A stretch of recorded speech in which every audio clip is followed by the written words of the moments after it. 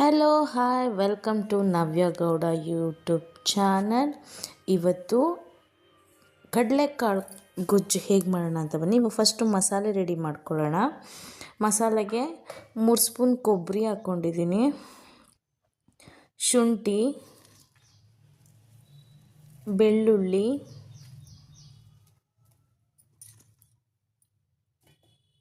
ಒಂದು ಈರುಳ್ಳಿ small,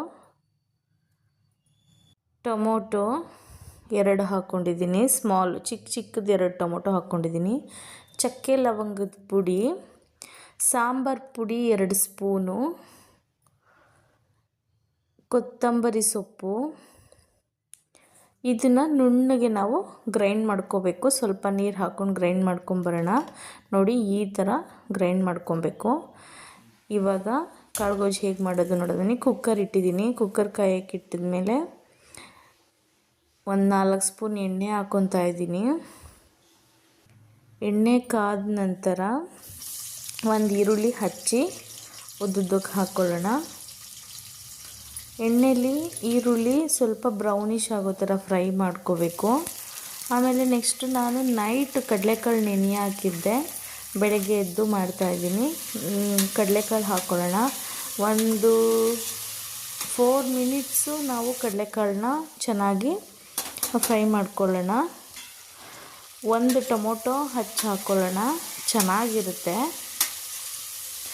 fry ಮಾಡ್ಕೊಂಡ್ಮೇಲೆ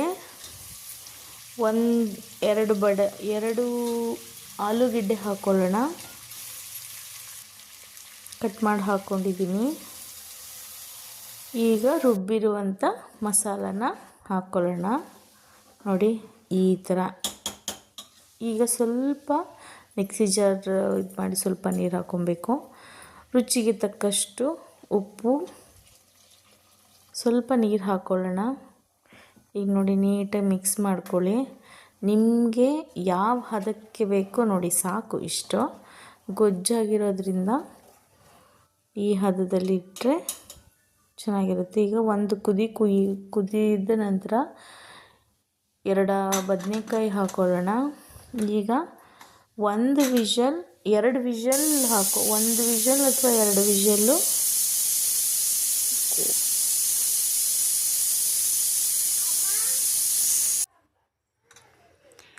ನೋಡಿ, 2 ವಿಷಲ್ ಆಗಿದೆ. ಇವಾಗ ಕುಕ್ಕರ್ ಓಪನ್ ಮಾಡೋಣ. ನೋಡಿ, ಇಷ್ಟು ಆದರೆ ಸಾಕು. ಕಡಲೆಕಾಳು ಗೊಜ್ಜು ರೆಡಿ.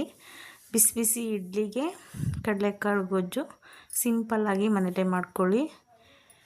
ನಮ್ಮ ಮನೆಯಲ್ಲಿ ಚಟ್ನಿ ಮಾಡಲ್ಲ, ಬಿಕಾಸ್ ಚಟ್ನಿ ಇಷ್ಟಪಡಲ್ಲ. ಈ ಥರ ಗೊಜ್ಜು ಸಾಂಬಾರು ಅಂದರೆ ಇಷ್ಟಪಡ್ತಾರೆ. ನೀವು ಮಾಡ್ಕೊಳ್ಳಿ, ತಿನ್ಕೊಳ್ಳಿ. ಇಡ್ಲಿ ಜೊತೆ ಕಡಲೆಕಾಳು ಗೊಜ್ಜು ready. Please subscribe my channel. Thank you.